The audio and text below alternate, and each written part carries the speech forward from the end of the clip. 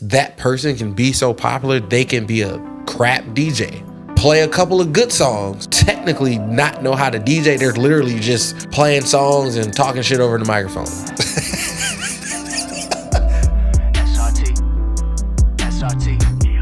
Yo, what to do? It's your boy, the SRT God. I'm back on your screen with another one, guys. This one is going to be crazy. It's going to be funny. It's going to be hilarious. You got to watch the whole fucking thing because I have infamous, well-known, local, all over the world type DJ.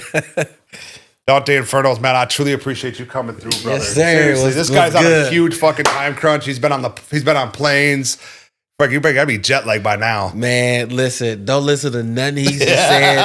I'm only famous to like 4 people in North Minneapolis. Hey, it is what it is. 4 people is 100 people. But I wanted to bring you on today just because you know where you are, the status that you've actually built for yourself, your brand. You've always rocked with me ever since we met. I truly appreciate that more than you know. I've heard about you. Shit, I've been to clubs and I've been dancing to your fucking music, bro. Like, and didn't realize it was you and so forth. And for you to come over here and do this for me, man, I truly appreciate it, bro. Seriously, it means a lot to me. Definitely, I appreciate being here. Appreciate you for having me. Yeah, it's been tough, man, with a lot of things changing with my schedule with this tour. But yeah, definitely, this podcast is gonna be super informative. Somebody might get pregnant from it. I don't know. Something's gonna happen. Yeah. There'll be wetness going on, but that's all good. I love that. So just to kick things off, man. How did you get into the DJ world? Like, what made you be like, yo, I want to be a DJ. I want to be popular doing it. You got DJs all over the place, right? Some are high, some are low, but you're at a different level. Yeah. How did you think to yourself, like, hey, man, I'm going to be there one day? I think I have to start off by telling the story of my longing of not really thinking about being a DJ. A DJing came as I don't want to call it a mishap, but it came like I was part of a record label, a group. We were all kids at the time, high school kids, Platinum Mind Entertainment.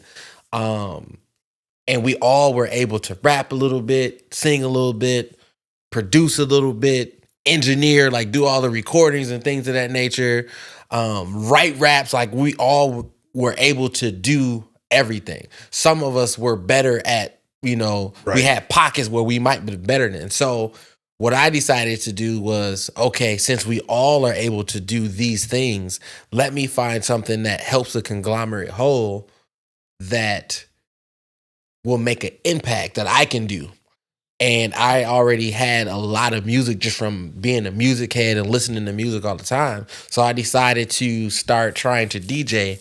And I remember at the time, I know this is going to sound like super insane, but at the time, for $300, I got 2 turntables, a mixer, some speakers, needles for my turntables, and a microphone and some headphones, all for $300. Now, if you know anything about how much DJ equipment costs, that was the cheapest shit I can possibly find at that time. And I was a kid at the time, didn't really have much money, and I remember being in the basement on my hands and knees practicing on DJ stuff because I didn't have enough money to get a table. And all the money that we had, we were spending it on food and studio equipment, engineering. That's where all our money was going to. Because that stuff's not cheap. No. No. And don't get me wrong, we didn't have the best of the best things at that time, but we had what we could afford. Yep. So at that time, I decided to pick up DJing and somehow miraculously got good at it. So I didn't start DJing. I wish I would have started in high school and had that following kind of build up. My learning curve would have happened way faster. But I didn't start till I was like 21, 22. I was already in college, like had hoop dreams and playing football and basketball, going to school to be computer science and major and a minor in child psychology. So DJing besides music being a hobby, was never really on the agenda as how it is now. And so outside of that, I think the time that I decided to go and take my skill set serious, it was because another older DJ pissed me off. I remember going into the club. It's where Giddy is now, but it used to be Monarch, and before Monarch, it was like Light. Before Light, it was Elixir. Like, it was a bunch of different clubs. But at the time, it was called Elixir. And I remember walking into that club and asking the DJ, like, "Hey, my name's Dante." I didn't even have a DJ name at the time. Right. You know, I just started trying to DJ. Can you help me, show me the ropes, this, that, and the third? And this DJ was one of the prominent DJs that was on the radio at the time. Go B96. Yep.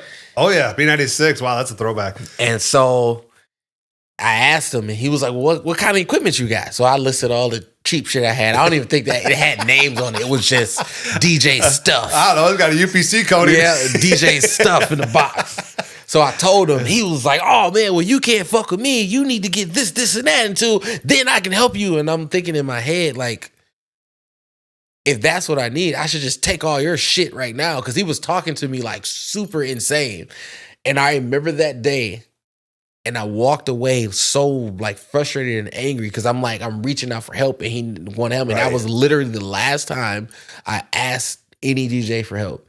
And I told him, I said, one day you're going to be coming asking me for jobs. And that night I went home, practice. I think I was practicing for like 9 hours straight.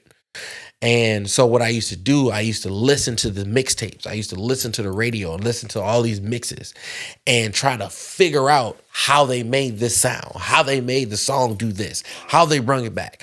And so if another DJ watches me DJ, I might do something that it comes across as the sound like how another DJ did, but my hands will be in a weird different position because I've learned, no one taught me. Right. So I learned the way I learned how to do things. Right. But that's okay. Yeah. That makes you different. Yeah. You know, it does. And so once I got that, and I kind of remember the first time I got two songs to seamlessly blend together. Once I did that, it was a wrap. It was. So is that a lot harder than it looks to see music? Because I mean, we're all drunk, having fun, whatever, and it's like you hear the song, but you don't hear the song, and then all of a sudden you hear the full song playing. And is that hard to do? It's harder than people think. Right. DJing, you have to look at it as how you look at a sport. Yep. Repetition, practice. You can plan out your sets. Planning out your set sounds immaculate when you can pull that off in the club. So it is harder than people think. It's not just playing music. Right. It's how you play it. Yep. When you play it. What part of the song. What the vibe was in the club when you did it. Yep. Are you going in a rhythm where you're taking it up tempo, down tempo? How do you switch between two different genres? Like, all of this stuff comes into play every single time that you DJ. Because every place is going to be different. Yes. Yeah. And then there's an overabundance of music. Like right now, I probably got 400,000 or 500,000 songs just to go through. So imagine being in a club.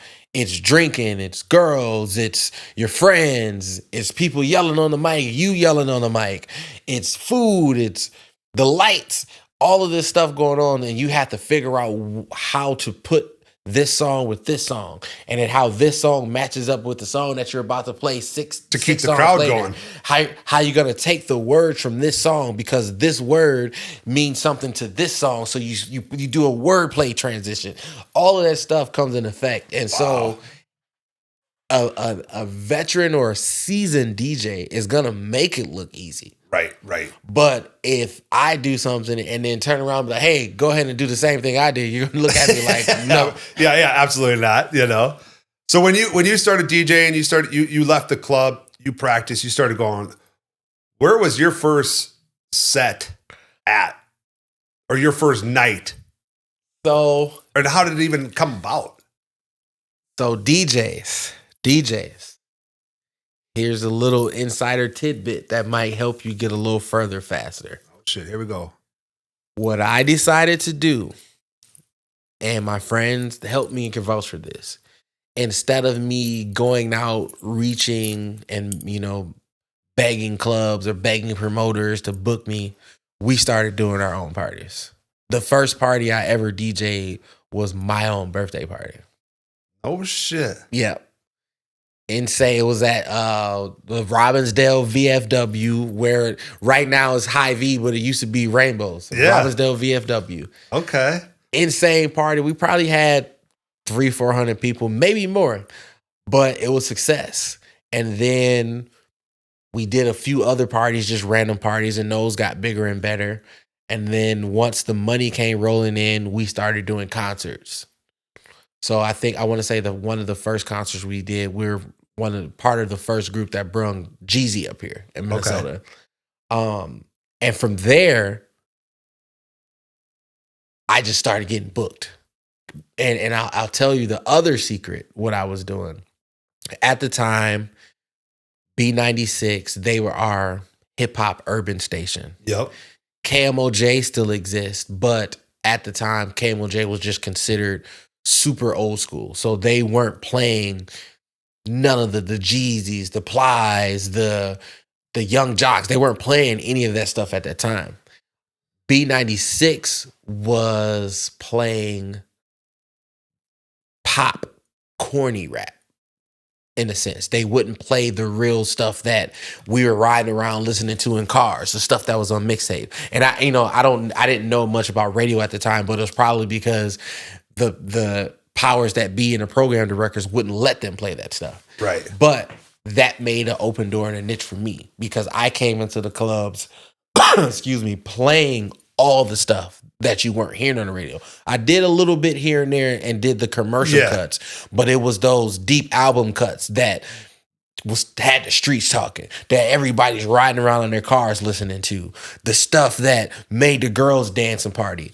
I started off playing all of the stuff with a little bit of what the radio's already playing, because it's on the radio. You're already hearing it 20, 30, 40, 50 times a day. Right. So you take that, so the stuff that you know that you can sing along to, and then you add those tidbits where, once again, this is another DJ tidbit where to me, it's a high honor for me to be playing in a club and someone, what song was that? What was that you play? I never heard that. What artist was that?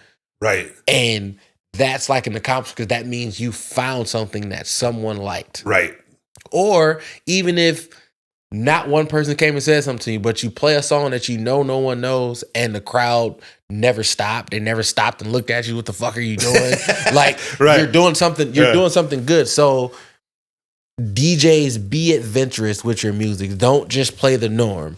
Don't just keep that 20, 30, 40 song playlist. Expand it. Right. Try some new stuff. Get in and out. But that also comes with your skill set, to be able to quick mix in and out of things, and it sounds great, and you're just not slamming songs all the time. So it was I can't say it was tough. I can't say that a bunch of people helped me, because they didn't.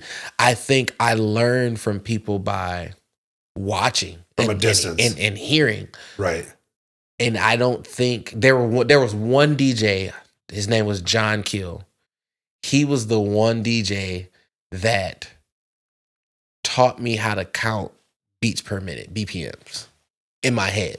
So a lot of times, another thing, if you ever see the DJ looks like he's dancing to some shit that you don't hear outside, and he looks like he's off rhythm, he's counting beats per minute.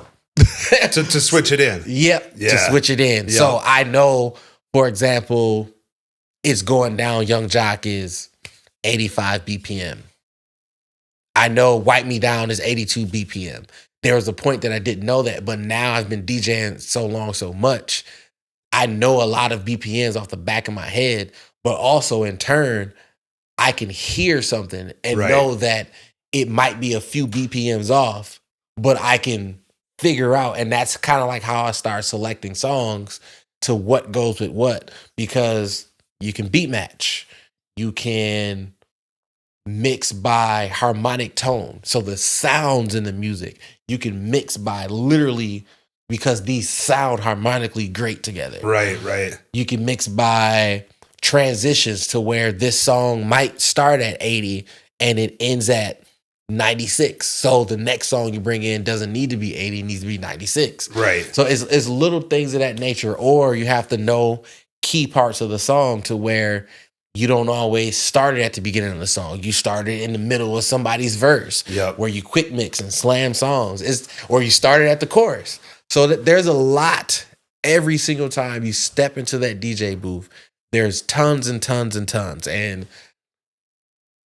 on top of that, you have people making song requests. You have artists asking you to play music for them, play their song that you never heard of in your life. All types of stuff. So does that happen a lot where someone will come up and they'll be like, hey, can you play this song? And then you're like, fuck, bro, I never even heard of that song. How do I find it? Because you ain't got the time, right? You don't have time to do that shit because you got 700 people here you're trying to bounce. And you got one person coming to you saying, hey, man, can you play my song? I want to hear it in the club. Yeah, I think so.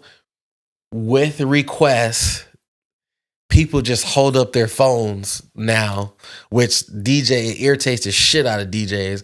I did see a video where I feel like I should be doing. A DJ had a smoke machine that with a button in the DJ booth. So when someone came and requests a song, he just hits the button and just fogs the whole fucking booth. So I think all awesome. DJs get you a fog and smoke machine. Hell yeah, that's funny shit. It happens often. And I will say another tidbit, guys, I can tell you 9 times out of 10, if you're a guy and you're requesting a song, we're not going to play that shit, especially if you don't tip us. Oh, that's awesome. So send your girl up. Yep. Send your girl up. Usually, and some of them got hit to that. And they do send their girl up. Sometimes you can tell. Right. Like, what girl is asking for a guy. Right. But she's all shy and shit. 9 times out of 10, when a girl comes up on their own, 2 things happen. Either girls generally have better song requests than men. Right. But also, usually when you play a song request from the girls do something to the request. They turn up, party, twerk, stand on the table, pour liquor down their homegirl's throat. Like just a bunch of just a weird just happens. Yeah. And that's what you want, right? Because that hypes you up, which hypes up the club, which hypes up everything around you. Even if it was just a section of that, a section of girls and it wasn't the whole entire club, they're still in the reaction. Somebody somewhere got that on Instagram. Right. And, the DJ is killing it, blah, blah, blah, blah, blah. It's going to big you up. Right. When guys make requests, they're requested and just stand there and look at each other stupidly.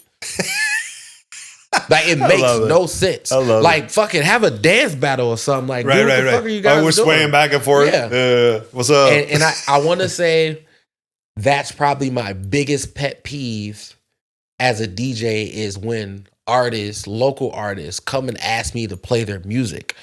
There's so much that goes into it. And the artists, 9 times out of 10, they got the wrong approach.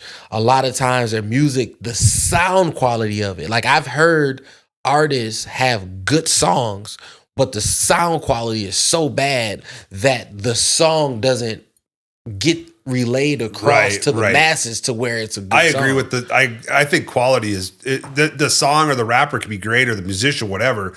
The artist can be great, but if their track sucks, they just wasted their money. Yeah, but that's because they don't spend the effort, or someone's not telling me, yeah, okay, what you just did, this is a great recorded practice run of the song. Because they're not honest with it. Yeah, a lot of artists that aren't major artists yet, they think they can do what the major artists do. They think they can just go in a booth and just not write and just half-ass freestyle it. It comes out to a great song. Right.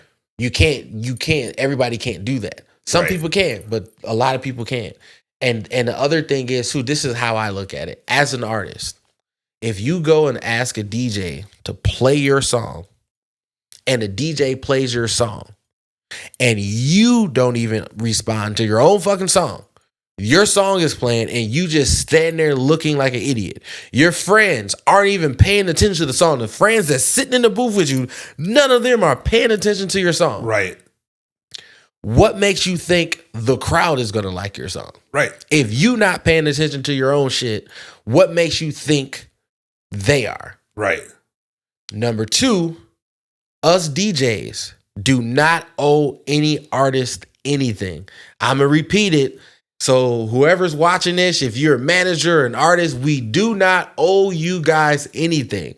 You're not our friends most of the time. You're literally trying to fucking force us to play your music. And what I'm telling you is not even about your music being good or bad. Because at some point, if your music is good, somebody is going to get that music to the DJ, whether it's you, somebody that represents you, one of your family members, somebody reposted it on Facebook or Instagram or YouTube to where a DJ can get a hold of it. But the smarter thing to do is just have DJ packs and email the DJ, talk to the DJ, hit the DJ up on Instagram. Shit, buy the DJ a drink, do anything. But outside of that, outside of you actually paying a DJ to do something for you, we do not owe you guys anything. And I always get that argument, well, if it wasn't for the artists, y'all DJs wouldn't be shit. You wouldn't be in the clubs. I beg to disagree. I guarantee you, from this day forward, if I decided to never not play one local artist song in the clubs, you know where I'm going to still be at? In the clubs DJing. Right. If I decided not to play one local artist music on this tour, you know where I'm going to be at? Still on tour. Right. Because the problem is, and like I said, once again, it's not about the song being good or bad. It's just if nobody knows it, right, it doesn't matter if it's good or bad or nobody knows it. But also, you still have to remember, as a DJ, we do not owe you artists anything. Yeah. Facts. Not for free. Now, it makes sense if you, my friend, or we had a prior agreement, but trying to force a DJ to play your song, I've seen artists totally get banned for trying to do that. That their song never get played anywhere. Got banned from like the club or wherever they were. You gotta remember, most DJs talk to each other. Right. Yep. So at some point, if you try to force a DJ and it could have been that DJ that knows all other DJs. Now none of these other DJs are going to play your song. That's come correctly. I mean, yeah. Be a man, be what you got to be, but don't come up like you're some G and telling the DJ what they're going to do. Cause it's not their time. It's your time. Right. Facts. So it's these artists, like, I don't know, man. We try to teach them. We try to tell them. And every DJ wants to be approached different. Right. But I guarantee you, no DJ wants to be approached at 1:00 prime time hours. Club is going insane, crazy, and you want him to play your song. Right. Now, a few things artists can do in that sense. Now, granted, there are songs that fits in and they're hype and dope. And even if people don't know them, they have tons of energy. But one, try to come to the club early and get to the DJ so he can listen to it and see where he can work it into his set. 2, if you have the means, pay the DJ, especially if you want to hear your song right then and there, right now. Money talks, right? Money talks. No matter where you're at. But I will say, make sure your shit sounds right, because there's been times where I gave people their money back because the song sounded that bad. So beware of that. Right. So come get your money back, bro. This shit sucks. Yeah. And granted, as a DJ that wants to help artists, I'm not gonna be like, man, take this whack ass shit and like throw your CD across the room where you're flat. Like it'll be about constructive criticism. And artists has to understand that if at least me, I can't speak for every DJ, but if I tell you something, one, some of it might be my personal opinion. Right. Which in the music industry, my personal opinion only matters so much because there's songs as a DJ that personally I think are trash. Right. But the masses and the crowd like them, so I play them anyway. Right. So I try to take my personal feelings out of the situation. Right. So you don't always play music that you like. You are basically playing the music because of the crowd. Yes. Like I'll give you an example. There's times where I'll be DJing and I'll play some country songs. Now you can look at me, look in my face, and tell I do not listen to country music on a daily basis at all under any circumstances. Yeah. But I know I can look at the crowd and survey it, and I can play the songs I need to play to affect that crowd. That's what people has to understand as a DJ, and that's what DJs have to understand. Now, naturally, it gets a little tougher when as a DJ, you're out of your element. But as me being a seasoned or a veteran DJ, I urge DJs to go open format, practice open format. Even if you just only DJ in a top 40 club or in an urban hip hop club or in an Afro beach club, even if it's only specific to that, still practice it. When you post your mixes, post those mixes, but then do open format mixes. Well, this opens you up for other options, right? Yeah. If you ever wanted to. If you ever want to DJ in Vegas, open format. Have you been to Vegas DJing? No, but coming soon, the tour will be going to Vegas. They just literally just posted it today. Yeah. So we're adding a Vegas date to the tour. Yeah. But yeah, it's a lot of things that people have to understand. Like artists, DJs have families, kids, grew up good, bad. We have the same issues that you guys have. So when you approach a DJ, you have to approach a DJ with some type of humility to them, to yourself. Yep. They're people just like you are. So therefore, if you do something or say something crazy, they're going to respond in kind. Right. So, yeah, you artists got to chill and stop being so emotional, man. Yeah. It's like, stop getting on these social media platforms and crying about what someone is not doing for you. Because if you handle it with more respect and they came up to you again at another night and you're like, you know what, bro, you handled that shit. You were solid last time. Yeah, I'll play your shit. Yeah. But if you're a dickhead right off the bat, you're gonna be like, bro, you came up to me 2 weeks ago and you were a fucking asshole. Why would I play with your shit at all? Yeah. You know? And so all of that stuff comes into play. You're gonna remember. Yeah. I mean, a lot of times we remember. Especially the disrespectful shit. Yeah. It's the nice shit you never remember. It's all the disrespectful shit because so much is going on. That's facts. I mean, like you said, I've seen you and I'm like, dude, there's fucking 50 people back here. There's and you're like, you're still fucking wow jamming, and I'm going, how in the hell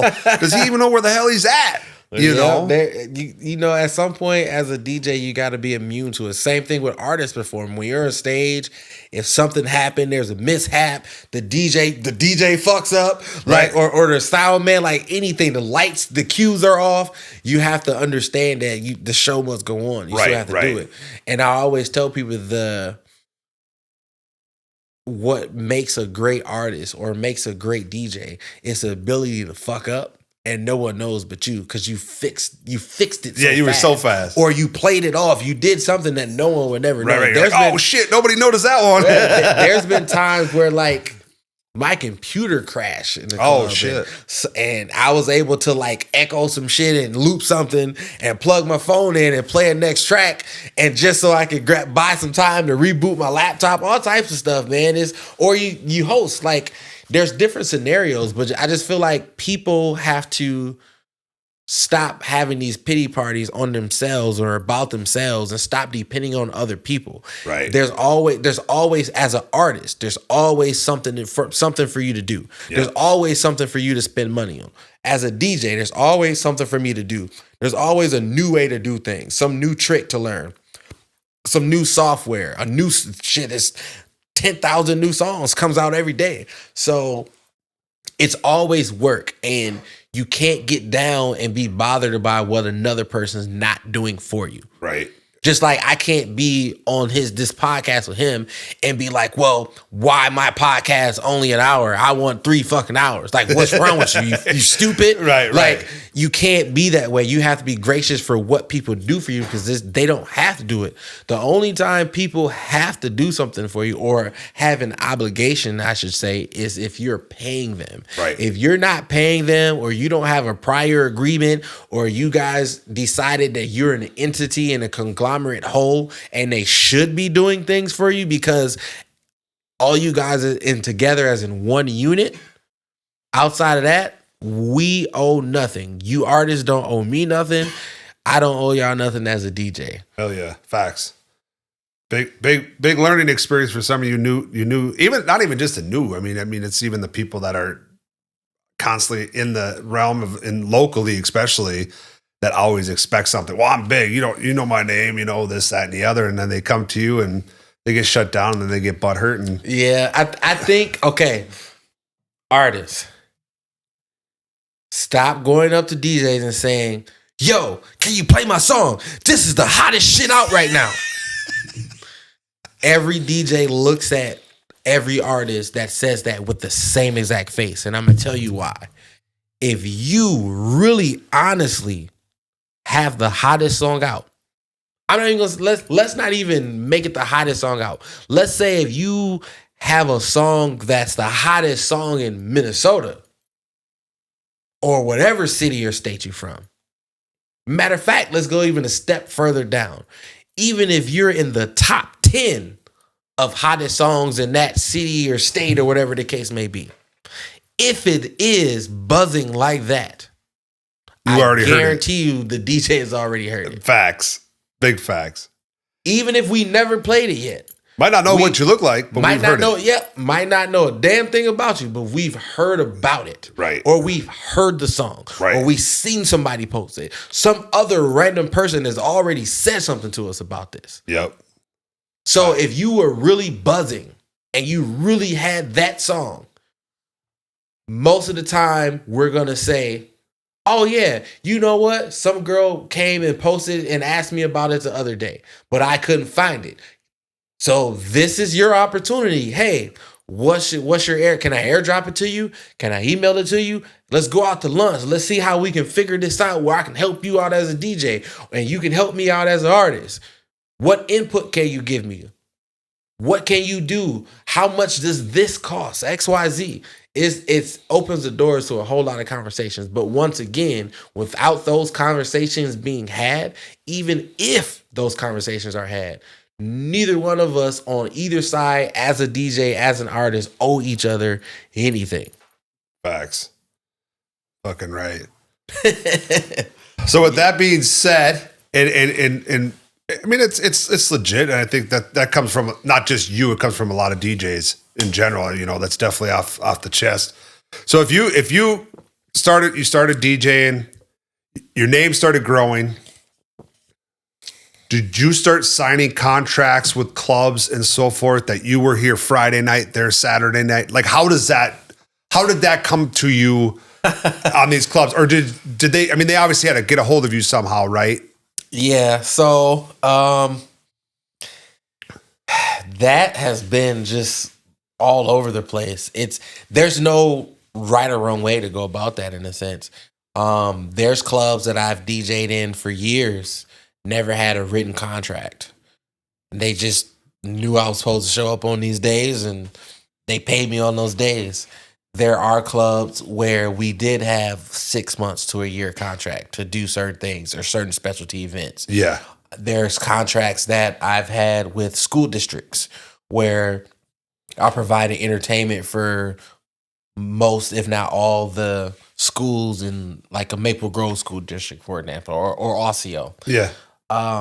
You're talking like proms and dances and all that kind of stuff. Yeah. And so with this tour, I'm on contract for 32 dates, soon to be 33 dates. It's on contract that they pay flights, hotel, they pay my fees, and we all call it a day. So it's different ways to handle those things. I do think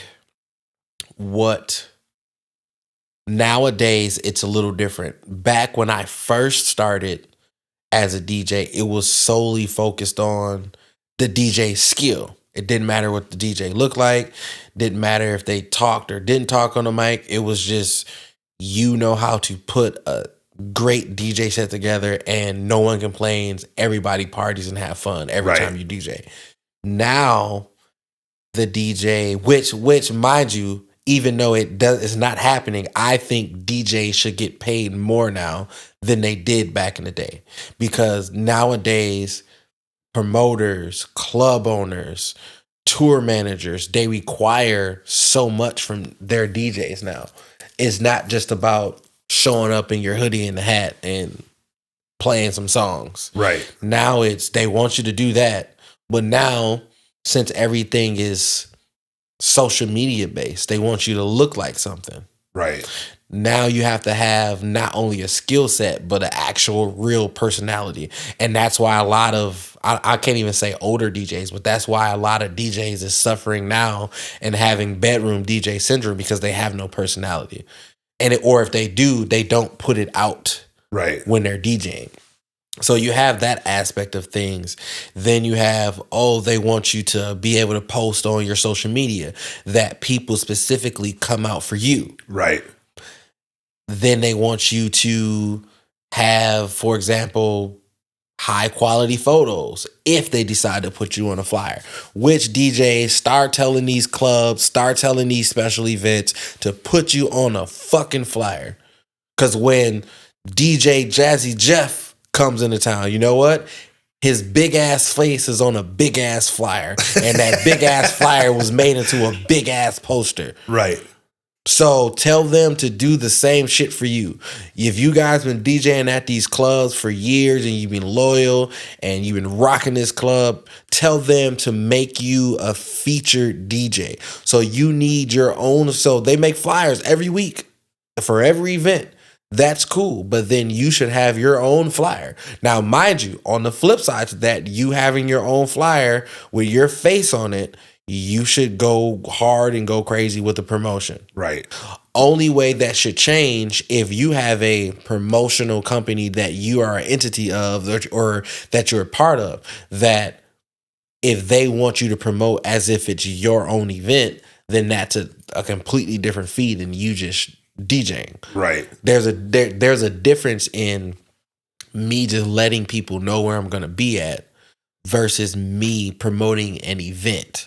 Like I'm part of the event, like I get money off the door type thing. Well, because you're the one bringing all the people in, so you could either make or break the situation. In my opinion, a DJ is probably one of the.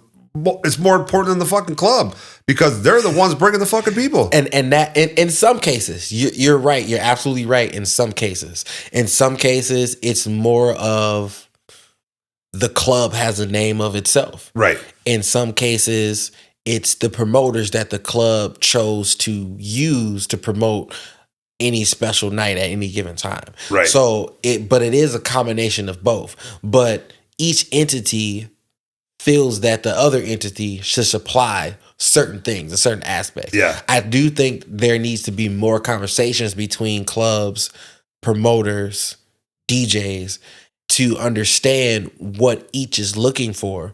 And to me, that can variance on the price and or the skill of said person. So like if you feel that you can pack this club out and it doesn't matter who you got DJing, you can go find you a DJ for $200-$300 and that's gonna DJ for 4 hours straight. Right. But they're also not gonna have a name and you probably don't feature them that way. And once again, this is something that younger DJs should pay attention to. If you're coming up and one, you're not charging as much as like per se a veteran DJ, work out deals, talk with the promoters and the club owners and or the graphic designers themselves to where they feature you. Because now you're not only trying to get paid, you're trying to make a name for yourself. Right. Because whatever club you're DJing at, I guarantee you there's a bigger club somewhere.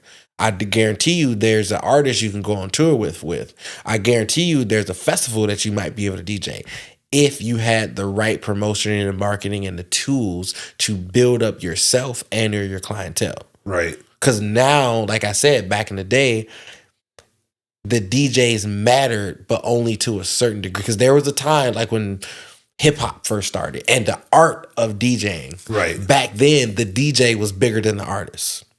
The DJ was bigger than the MC. Yeah. Then over time, it kind of got to where the artist is bigger than the DJ and the DJ just works for the artist. But now it's going back and I don't want to say it's a level playing field between DJs and artists, but some DJs are artists themselves. Right. Some DJs are celebrities themselves. So that artist and that DJ together makes an even bigger thing. Is it becoming easier to be a DJ than what it was 10, 15 years ago with all of the technology and all that shit? Oh, man, let me sip this. I'm a pop the poppy. Let me pop the poppy. Yeah. Because I mean, that's, you know, like they always say, like, even like the podcasting technology and everything has come so far in advance that came with DJing.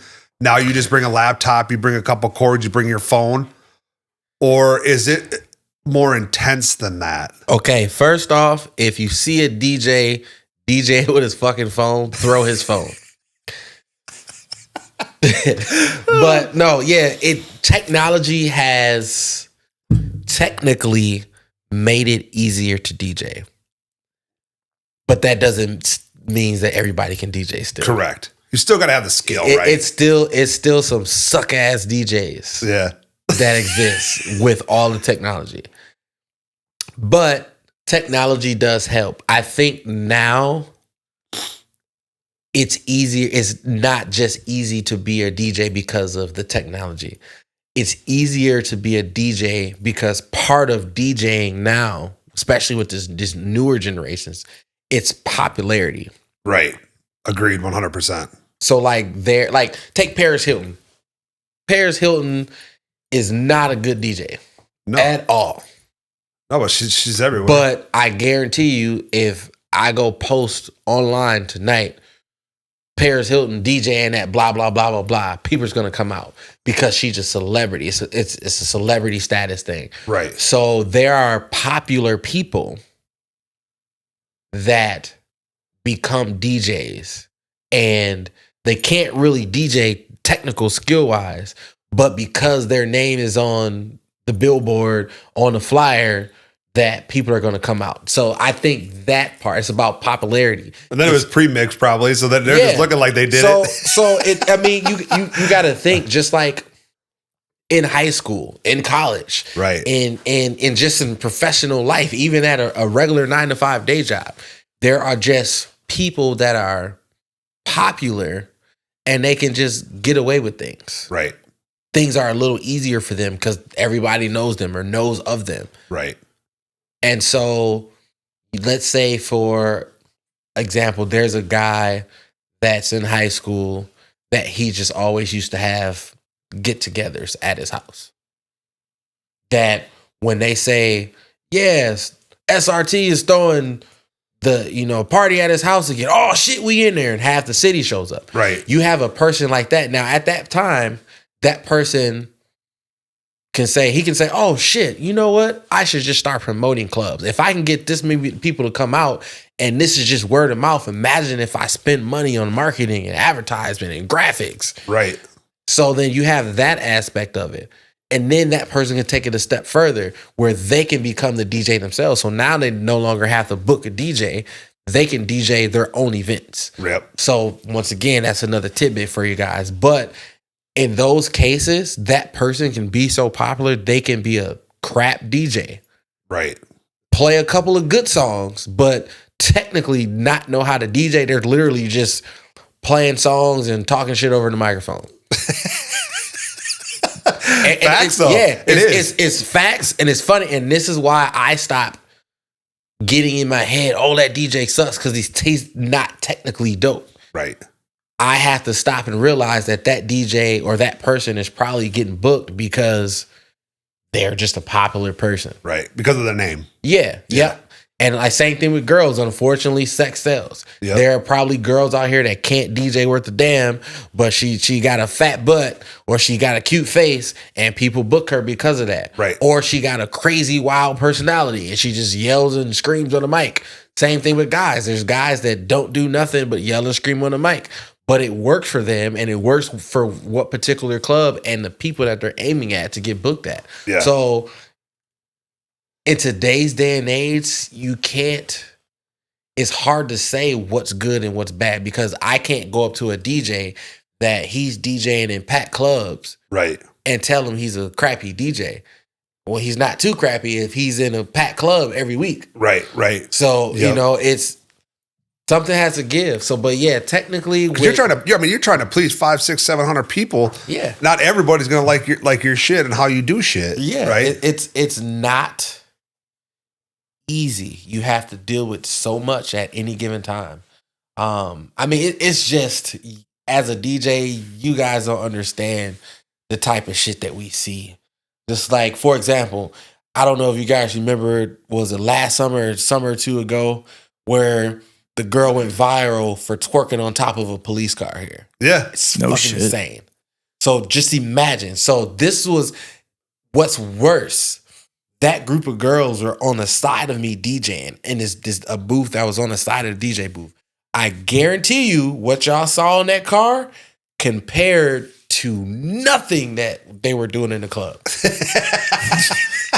Like, I'm almost sure one of those girls got pregnant in that club that night. And he saw. I believe that. That's hilarious. I do remember that on the Minneapolis cop car. I do remember. And weren't the cops like, they were all like jacked up about it too, right? Like they were just chill. They didn't really do much about it. At that point, what can you really do? You can't arrest him. Get your cheeks off my hood.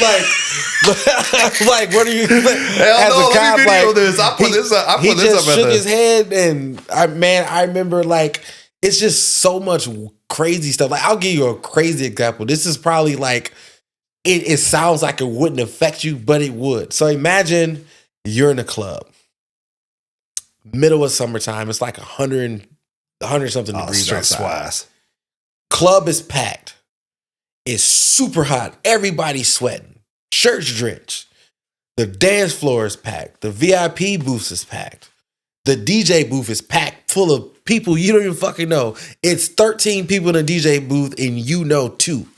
And you're one of them. And your partner's the other guy. Yeah. And you had 2, 3, 4, 5 shots.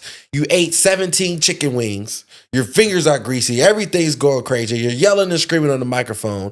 And you're about to just drop the song of the year or whatever's going to send the crowd up. And somebody farts. Just totally fucks your whole state of mind up. Like, oh, man. Yeah, like, dude, like the stuff that we deal with in these clubs are insane. So sometimes being behind the DJ is not always a good thing. No, think about it. Listen, and I don't care what nobody says, girls fart so much in the club. Oh, really? So sometimes that twerking is not just twerking. Oh, keep that in mind. I'm about to puke, man. Oh, but yeah, man, it's so much crazy stuff that happens in the clubs and around you, and you as a DJ, you have to keep composure. Right. You have to learn crowd control and see when things are happening. Know when to speed things up, take things down. So it's a lot, man. Yeah, it is. Well, like I said, I've seen you, and I've been in the same booth as you, watching you, because I'm amused by it, because I could never DJ myself. So when I see that, it's like behind the scenes, I'm like, how the hell does he even know where the fuck he is? Like, you're bouncing all over the place, you're hooting and hollering, and I'm like, how, bro? How? Have you ever played an instrument? No. Like drums? No. Like nothing? No. Oh, you like a real regular white person. I'm straight white, bro. City slicker white, bro. City slicker white, living in a fucking horse barn, bro. Oh, shit. Yeah, dude, it's crazy. But no, man, it's the club, the environment of entertainment just comes with so much stuff. There's so much like fake news. There's so many people that act like they like you that really don't. There's girls are try to talk to you or act like they like you so they can get free drinks, free food, free bottles, get into the club for free, just anything. It's just insane. So you have to have a very strong-willed mind to have longevity in the entertainment industry. And some people think all this crazy stuff that be happening is only in Minnesota. It's everywhere. While being on this tour, you see and here and everything. And even before this tour, DJing in Mazatlan, Mexico, DJing in LA, DJing in New York, DJing in Atlanta, DJing in Chicago. You see the same things. Granted, they all party different in these cities, but talking to these DJs in all these other cities, they have the same problems we have. Like in Atlanta's like the hip hop urban R&B hub. You would think those DJs down there are making tons of money. The only ones that make money, like real money, are the ones that are popular radio personalities as well as DJs in the clubs. If you're not on the radio down there, you're probably getting 100, 200, 300, 400 max. And